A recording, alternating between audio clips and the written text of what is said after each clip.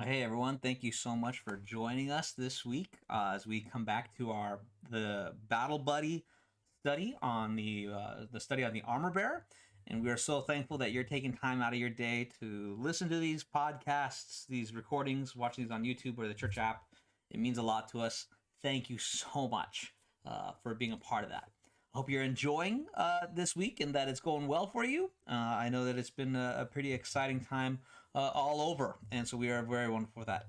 Last week, in our previous episode of the Battle Buddy, we took a look at Ruth as an armor bearer, and we saw how she gave it all. She left her culture, her family. She left her form of worship, all to go on this journey to be an armor bearer for basically an armor bearer for Naomi, and she leaned on Naomi. She ministered to Naomi, and then also she yielded herself to Naomi, and that was a really great example to even see as she transitioned to becoming the armor bearer for Boaz, and how God blessed her as she yielded to their authority, and how trusted them for her process. And so that was a really great study. So if you haven't watched that, the beauty of the online format, whether you listen on the app or on YouTube, the beauty of all of this is that you can go back and watch that again. And so if you missed it, you can watch it for the first time, or you need the review, you can jump right back in there. So it's really nice to have that venue available to us as we utilize all of our tools to give God praise. And so that is a wonderful thing that we have for us.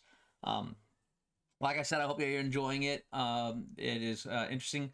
Um, for my friends who watch this from North Texas, the Dallas Fort Worth area, you guys stay warm. You are all experiencing the ice out there, of which we're familiar with up here in Minnesota, but obviously for you guys, it is a very new and very scary thing. And so, be careful driving out there if you have to do it, and but do be safe. Now, today I want to build and show you a little bit more about the armor bearer type of faith. I want to give us a greater understanding about what does that faith look like, how does an armor bearer operate, and so we're going to start transitioning for a while into more familiar territory. If you've read through the scriptures, we're going to come to a much more familiar territory in regards to the armor bearer and the armor bearer's way of life, and some familiar passages. And so I hope that you're ready for that, because it's going to be very, very rewarding. In First Samuel, okay, First Samuel, we find that Saul has been made king of Israel. Okay, so this is probably the chapters 10, 11, 12, 13. Saul is now king of Israel. Okay, he's their first actual king. Prior to this moment, Israel was ruled by the judges. They were governed by judges, and the priests. And we see that Samuel came into the scene, and he served as the priest. He served as a judge over Israel, and so he was that last role in that regards. And now it's the people of Israel demanded a king, and so they got one, their first, in King Saul. And so he is now made the king of Israel, and they find themselves in chapter 13. We find them in conflict with the people of Philistines. So they're with the Philistines. They're in conflict with the Philistines, and so we get an idea here as we read that chapter. Now, the Philistines have been exerting control over the Israelites. So all of this is happening, and to give you guys an idea a little bit culturally at that time frame, this is the late Bronze era, late Bronze, early Iron age that is going on, and so everything is highly by blacksmith. It's a big uh, uh, starting to be a big thing there, where they're making their own bronze, they're casting tools and weapons and all these things out of this material as they're getting ready and starting this transition over to iron and learning how to work iron. Now, what with the Philistines been exerting a level of control over the people of Israel, it's important to recognize something here. They've been exerting this control, and one of the ways they did this was by making sure that there were no blacksmiths at all among the Hebrews. Among the Israelites, there were no blacksmiths at all. It was Um, and it was to ensure that they would not have weapons, okay? This was to control the arms and the weapons so that the people of Israel could not fight back against the Philistines. Um, which is an interesting thing, and we can look at the importance of that. You know, when people want to exert control over another population, just remove their ability to have or to make weapons. And this goes all the way back to Samuel 13. And we see that in Samuel 13, verses 19 through 22, it says, "Now there was no blacksmith to be found throughout all the land of Israel. For the Philistines said, lest the Hebrews make themselves swords or spears. But every one of the Israelites went down to the Philistines to sharpen his plowshare, his mattock, his axe, or his sickle.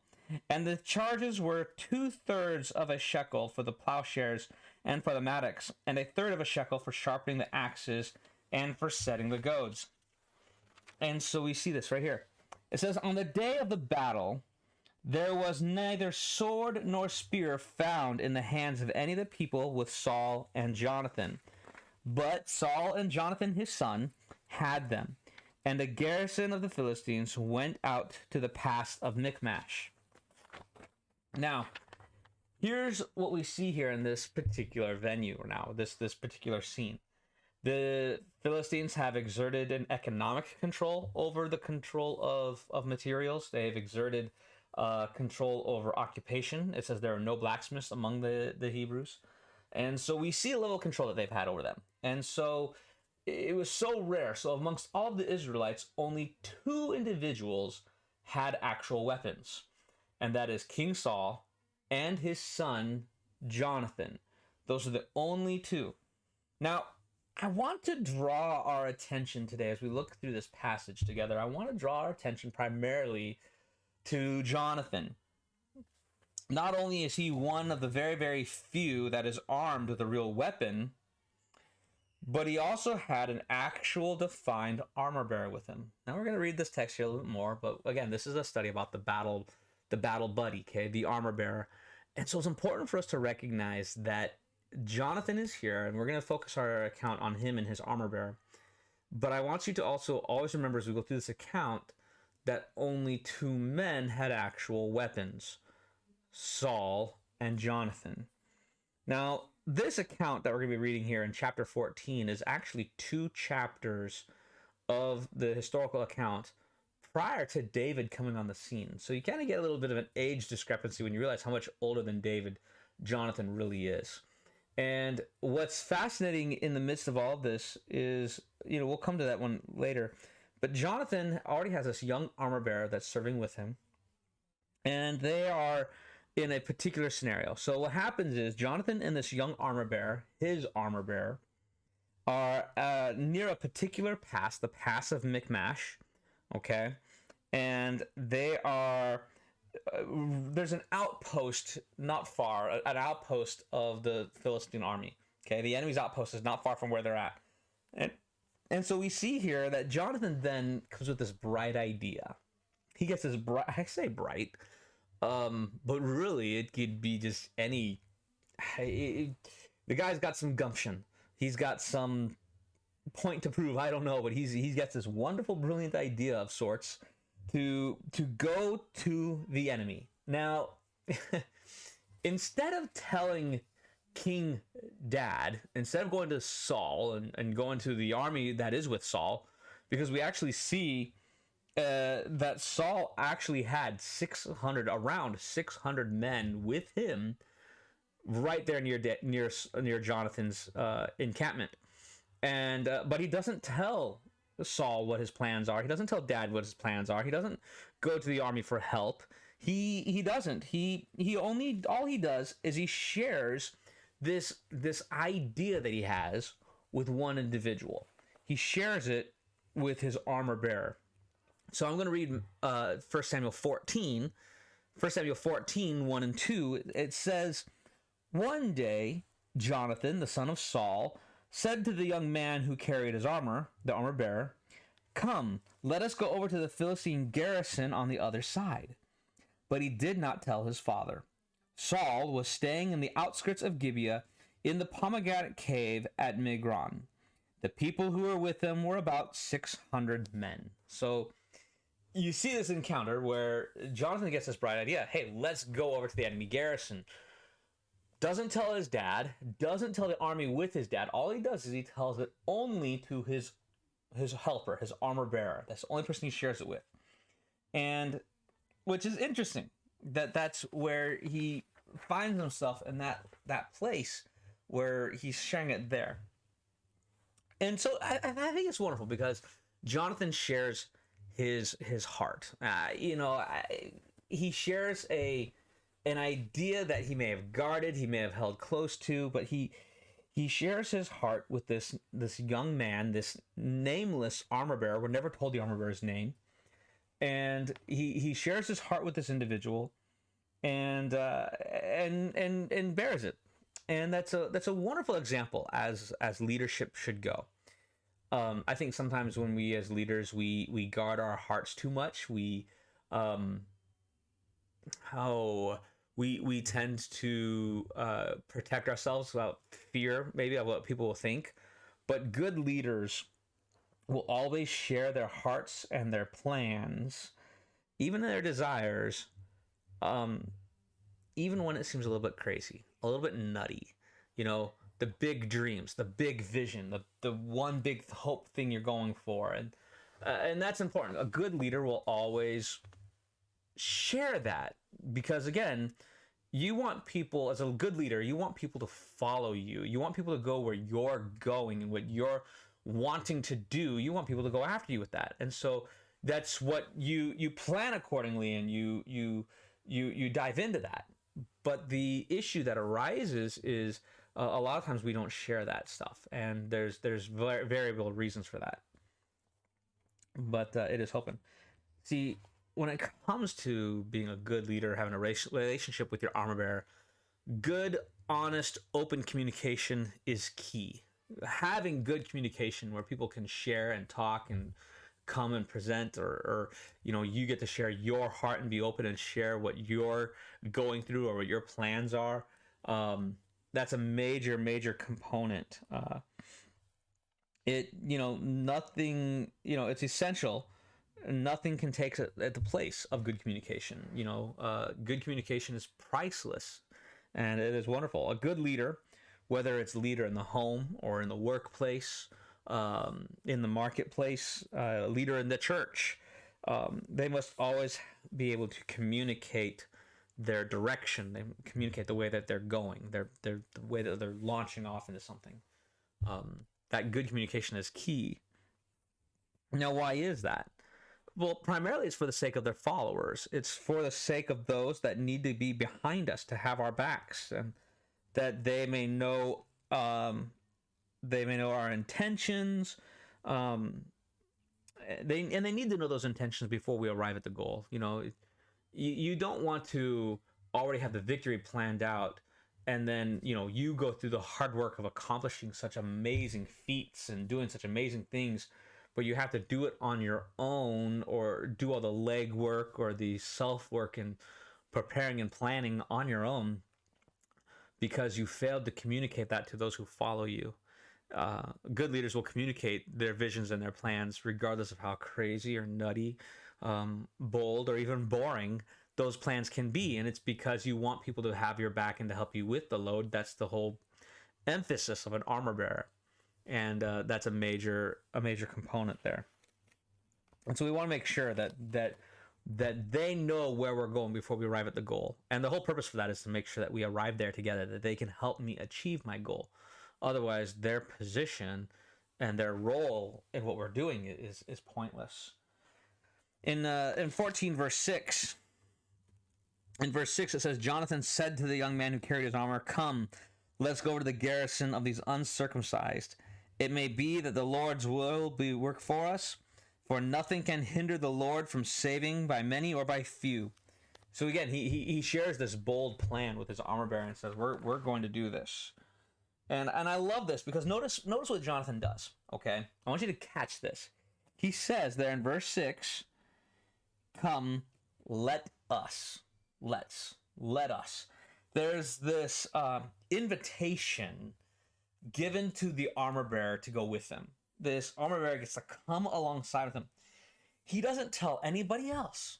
He doesn't tell Dad. He doesn't tell the 600 other men that are there. He doesn't tell anyone. All he does is he goes and shares his heart alone to his armor bearer and says, let's go. Me and you, let's go do this. Okay? And he still does that. See, Jonathan is no lone wolf. He's not one of those guys that's just going to be like, all right, I'm going to go and accomplish this feat on my own. If you want to come with me, that's fine, but I'm going to go do this. He doesn't do that. He says, come, let us. That invitation to go together. And he realizes that he needs help. He couldn't do this feat on his own. He needed aid. But the kind of aid, the kind of help that he needed was particular. He didn't want just anything. He wanted a singular type of help in this accomplishment. And this is where it gets really important. It's because the kind of help he wants, the kind of help that he needs, well, look at the armor bearer's response to tell you what kind of help he needs. And so in verse 7, the very next verse, it tells us the kind of help that Jonathan was going for. In verse 7, and his armor bearer said to him, do all that is in your heart, do as you wish. Behold, I am with you, heart and soul. I love that. Do it. What's on your heart, I am with you. What's on your mind, I am with you, heart and soul. Let's go. This is the key. I would say this is probably key to being the definitive of a good armor bearer. Okay, the definitive of really the difference between being an armor bearer and a good armor bearer. It's found right there. It's because the armor bearer's heart must echo the heart of their leader. So let me say that one more time for us right here. The heart of the armor bearer must echo the heart of his leader. So why did Jonathan not tell Saul? Why did Jonathan not tell the other men? There could be a variety of reasons why he did not do that. We're not Jonathan. We don't know the circumstances. It could be a variety of reasons why. But there's something to note here that is so key. He saw that his armor bearer had his heart. And so he tells his armor bearer, come with me. And the armor bearer shared their heart, and so that's what he does. Okay? There's a huge difference between those who are obligated and must help and those who are willing and desire to help. Okay? Catch the difference here. Obligated help versus desiring help. Desiring. So I have to do this. It's my job. Or no, I want to do this. This is the best thing ever. There's a difference, and that difference actually can correlate to the level of work that's being done. Did you know that? That's the willingness to make something happen versus the obligation to make something happen is very key in this place. And so Jonathan recognizes that he needs somebody whose heart matches his, because that's going to be the make it or break it difference, okay, of the kind of help that we get to deal with. We want, if in the armor bearer relationship, if you're a leader, you want somebody whose heart and desire is going to be behind their work. They're going to do whatever they can to make you succeed. They know that your success is their success, and so they try for that. And so that's an important part. And so as the armor bearers, it's important that we, as armor bearers, we possess that heart echo, and we want to see them succeed. We want to go for them because there's a motivation that's there that's different than anything else. And it's such a beautiful thing right there. Now, I want to remind us to keep in mind that of the two of them, Jonathan and his armor bearer, only one of them is armed, and that's Jonathan. Okay? Only one of them is armed and going in there. And his plans to go up to battle involves the two of them. So it involves the two of them, let us go and do this. But only one of them has a legitimate weapon, and that's Jonathan. And so this is interesting because here he is. And he says, let's go up into this battle. Let's go with this. And so, even in the midst of that, regardless of the outcome, the armor bearer is still inclined to go. He's regardless of the outcome, regardless of what's going to come out of this, or however it works, the armor bearer says, "I'm with you, heart and soul. I'm going to do this." And that's a huge thing that you don't overlook it, because he's ill equipped. Okay. Now, yeah. And so this is really huge. Now, so I want to draw a comparison here. I'm gonna call it the armor bearer wannabes. Can we talk a little bit about the armor bearer wannabes? Well, I call them wannabes because they don't give the full package. They don't give the full heart. They don't do the full dedication, or they don't open the door. They're wannabes. They want to do this. They want to be great helpers. They want to have great successes, but they don't move. And so, since they're not moving, I'm gonna call them wannabes. They're wannabes. I want to be a great armor bearer, but I want to be an amazing soldier, but I want to be a great minister, but I want to be a great prayer warrior, but I want to be a great manager, but I want to be a great assistant, but you see what I'm saying here? So there's a want to be, but they're not fully grasping the what it's going to take. And so it's because of a few things. Okay, this is what happens. We want to know that I'm gonna make it personal when we talk about the wannabes to make it more applicable for the rest of us. But the wannabes, we want to know what we get out of the endeavor. Do I get paid? Where are my benefits? Do I get a house? How does this serve me? And that's the big questions that the armor bearer wannabes ask. Well, okay, what's in it for me? What do I get? I want it. And that's a very selfish thing. And as a true armor bearer, it's they should have the heart of their master, not their own. And so that's a very selfish thing. What's in it for me? What do I get out of this? And so that's a wannabe question. The next thing that keeps the wannabes back is sometimes we just want to be fully equipped before we even get started.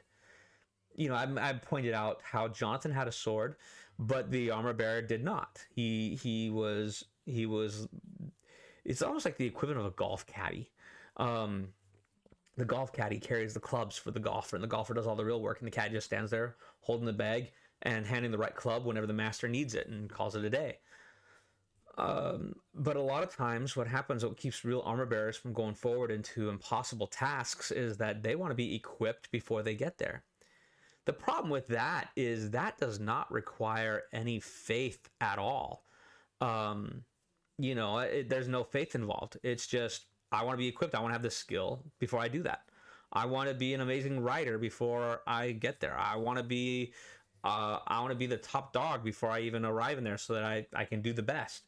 That's not what it's about. It's about growing in the role and serving whatever the leader wants. And that's a huge thing. Again, stepping back and recognizing the role of the leader as you help them succeed. It's not our job to be fully equipped. Paul says, I was given a thorn in my flesh to humble me. And he says, I consider everything lost for the sake of the gospel, that it's everything. I will glorify God in my weaknesses, is what he says. And so that's an important topic to realize, that we don't have to have it all together. We don't have to have the latest tools and the latest means and the latest abilities and have the greatest equipment to do what God has called us to do. And so we don't have to be fully equipped. We can get equipped in the process. More on that later. We want to get equipped. This is the armor bearer wannabe. They want to be fully equipped before they get to the difficulty. The other thing that keeps wannabes back is the task at The task seems foolish. The task seems foolish. Well, it's stupid to do that. It's it's it's a waste of my talents to vacuum. It's a waste of my talents to move the cobwebs. It's a waste of my teaching talents to go and teach a 3-year-old class when I can be teaching adults. It's foolish. Okay?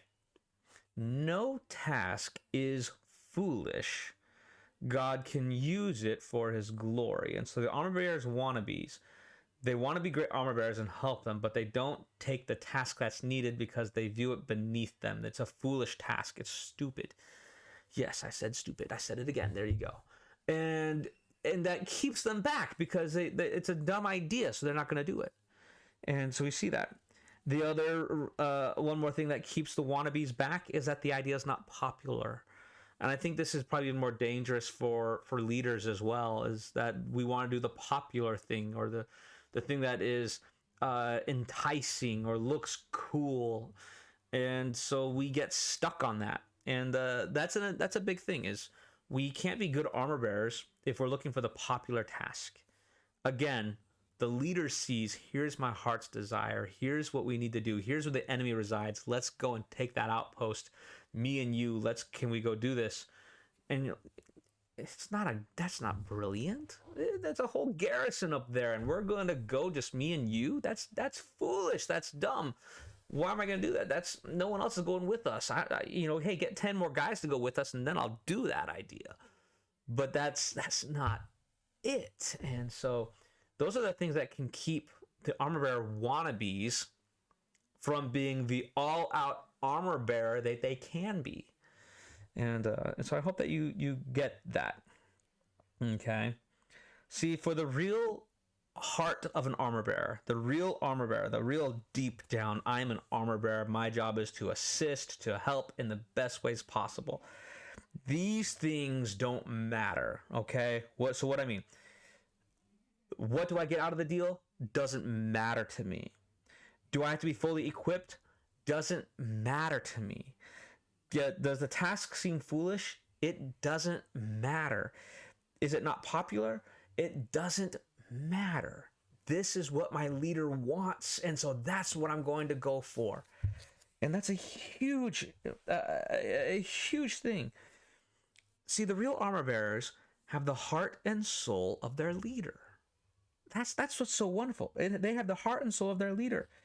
The leader's vision becomes their own, regardless of their current ability. Let me say it again. The leader's heart becomes the heart of the armor bearer, regardless of the armor bearer's ability. And so the armor bearer just goes in trusting their leader. This is a huge thing. We can get so caught up in these other things that can we just trust that the leader knows what he's doing and has a it might seem foolish, but there's something beautiful that's going on involved in there. Oh my goodness, why can't I think this is really interesting, and I guess bear with me if you hear this, but a great example would probably be like working in the nursery.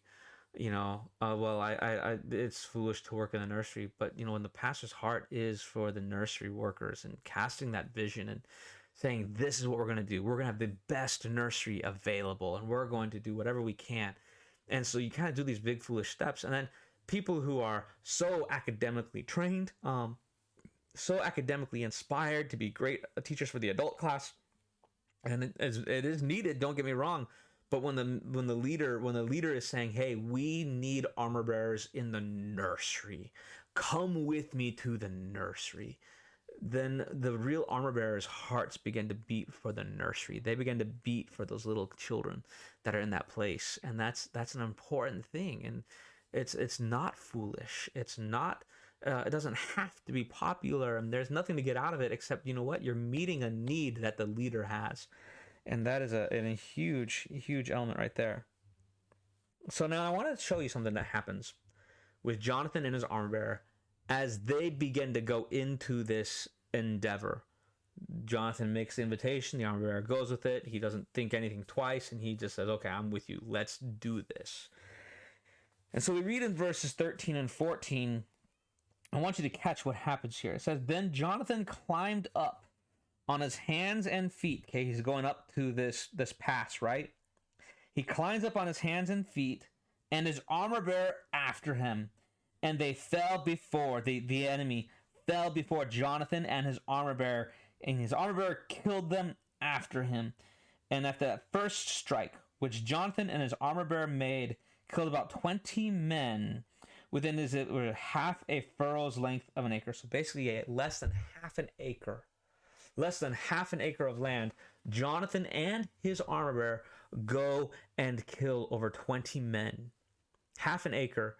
If you go through downtown and you begin to see, you go through some of the suburban areas and you see their front lawn, imagine just in your front yard, the two men killing 20 just in that space of land, just right there. And that you get this thing there. And it says that first attack, Jonathan and his armor bearer. I love this. And his armor bearer. We are never told how the armor bearer accomplished this. We read it in the text just a moment ago. We're never told how the armor bearer goes into this place and helps Jonathan kill these other men. We're not told that. I can imagine in my own imaginations that the first soldier that Jonathan kills, the armor bearer is right there to take up that fallen weapon and then just has his master's back. See, that's the huge part, is as they are doing the task, the armor bearer now gets his own equipment. As they're doing the task together, the armor bearer gets equipped. And so we see this amazing thing where they just come together. This first enemy falls underneath Jonathan's skill. And now the armor bearer is able to do it in his own. This is the matchup. This is what happens, is like this wonderful, fulfilling need where the armor bearer has to lean first upon his master. And then once the master has paved the way, the armor bearer has the master's back. And that's such a big and big important thing right there. Between these two individuals, Jonathan and the armor bearer, they basically stir up the hornet's nest, okay? They spin such a confusion upon the enemy. And I love it because if you finish reading the chapter, you see that Saul and his soldiers, Saul and his men, they wake up and they're like, what is going on? What is this clamoring that's happening? Okay, where's Jonathan and the armor bearer? And so they go up to help with the fight. And as they get there, they realize that the enemy is already in such a state of confusion. They're so confused, and there's such a confusion amongst the enemy, and they're so stirred up that the enemy is actually killing themselves as they're fleeing. And it just this ruckus that was started ultimately by Jonathan and his armor bearer. And what's amazing is what that they've accomplished, and it's this huge thing. The idea, I want to back up. They get to go and just clean up. The Israelites show up. 600 men go to just chase and clean up what Jonathan and the armor bearer already did. The idea of the unpopular task accomplished together is huge. The idea of the unpopular task being accomplished. To start, Jonathan could not have done this on his own. If he went on his own, he would have surely ended up dead. He could not have done it on his own. And so he needed someone to have his back physically, emotionally, mentally. He needed someone to have his back. And the armor bearer trusted sacrificially. He trusted fully in Jonathan. And he went in just, it's on your heart to go, I'm going with you. And so that's what they do. And the armor bearer goes in, and he goes into this fray with no clear idea. The armor bearer has no clear idea what's going to happen. He just goes. And that's a huge thing. So here's the question I want to pose to us in this moment. Do we as armor bearers willingly go into the unpopular things simply because we trust our leaders? Do we go into the unpopular tasks or the things that seem foolish? Do we willingly go into those things because we trust our leaders? Do we allow our leaders to equip us in the moment of the task? Do we allow them to take that for us? That's such a major component. I think that's missed in when it comes to armor bearing, especially in ministry. Do we allow them to equip us in the moment? Not before we get there, but in the moment, do they equip us? And then do we have their heart where we're willing to meet whatever need, whatever task they need in that moment? Are we willing to go because their heartbeat is our heartbeat? That is a very huge thing for the armor bearer to have. And it would prove us well to have that heartbeat in ministry and in the workplace and in our families. It would be really huge. It is really, really huge.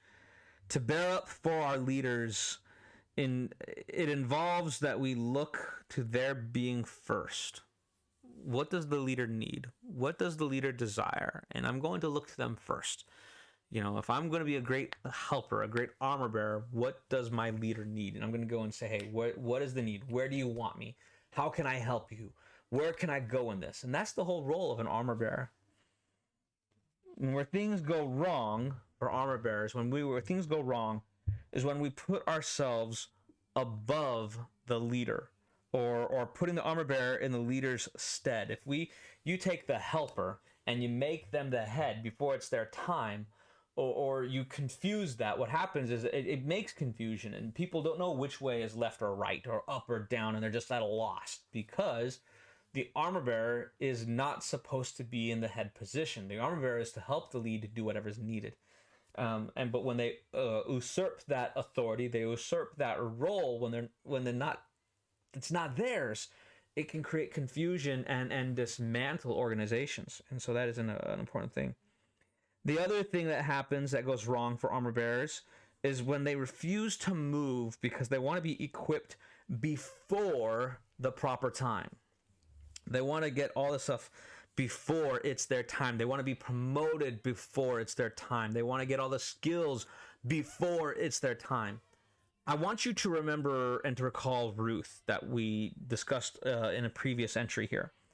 She submitted to the guidance of her leaders. As she being an armor bearer, she submitted her life and her process to Naomi first and then to Boaz. As they took care of her needs, she ministered and met their needs and was dependent upon them to let her know when to do what. And that's an important thing, and that's what we have to have there. There's a blessing that occurs when the armor bearers operate in their proper position. When they operate in that proper place, there's a blessing that occurs when the structure of God is honored. To recognize who's the authority, who's the leader, who's the armor bearer, who serves, and that they all function together. It's a body, it's kind of like the way the body is set up. Okay, to use me an example. Okay, I got 2 hands, 2 feet, all right, 1 head, and it's the head that helps tell the hands what to do, but the head can't feed itself. The hands have to put the food into the body. The body has to digest the food. Then the food spreads the nutrients, and the nutrients and the vitamins and all that's involved then goes to the head to keep the head alive. And so it all functions together. Not one part is better than the other, but there's one part that leads the entire machine, and that's what the leader does. And so it's important for us to recognize that when we consider the role of armor bearer, that aspect of having the heart. What does the leader need? What does my leader want to do? Are we with them heart and soul? Can we say that? If you're in a church, or you're in our church here in Albert Lee and you're listening to these, ask yourself, how can I be a greater armor bearer? What does the church need? Or what does the ministry team need? If you serve in the youth ministry, what does the youth pastor need? If you serve in the Sunday school, what does the Sunday school superintendent, what does the pastor need? What does the office need? you serve in other various roles in the ministry. What does my leader need? And then you tie into that heart and soul, and you get a hold of their vision as God is directing them to lead these things, and then you do your best to help them make that a success. Because when they succeed in their role, when the leader succeeds in their task, in the endeavor that they're going forward in, when they're succeeding, it's not their success alone. It's not their celebration that's occurring. It's yours. You get to enjoy the success. You're a reason for the success just as much as they are. They could not do it without your help. So that's so important. So I hope that you enjoyed and got a lot out of this particular passage in 1 Samuel, chapters 13 and 14, as we looked at the Jonathan and his armor bearer. And I hope that you get a lot out of this, and that it touches you, and it inspires you to move it forward and be like, how can I help my organization? How can I help my church? How can I help my workplace succeed and be great? Because it's dependent, really, ultimately, it is dependent upon you. And we can do something amazing if we all work together and we tie into the vision. Thank you so much for enjoying and sitting through this study today. I hope that you enjoyed this, and I hope to see you soon next week, or you see me soon if you're watching the videos. And we hope that you are enjoying every bit of this. If you are in the area and you would like to join and see our church in person, we would love to have you join us. We meet every Sunday morning. 9 o'clock is Sunday school, 10 o'clock is our worship, and 6 p.m. is prayer. And that's here in Albert Lea, Minnesota. And we have a midweek program in person Wednesday nights. 5:30 is a fundraiser dinner. 6:30 is our individual age groups. And we would love to have you come out on that family night for those things. If you can't join us in person, or you live out of state, and we understand that as well, then we hope that you would catch our services. We live stream our worship at 10 o'clock on YouTube, and we also have our online midweek class is released every Thursday morning at 7 a.m. Central Time. Hope that you really enjoyed this. If you would like to, and you're watching this on YouTube, subscribe. Thumb up button. That helps the YouTube metric be able to have other people see these videos as well, and it gets the word out more. And we think these teachings are wonderful for people to glean from all over the world. And so we hope that you've enjoyed all this, and many blessings to you. Thank you so much for being a part of this time together, and we hope to see you again soon. God bless you. Have a wonderful time. God bless. Bye-bye.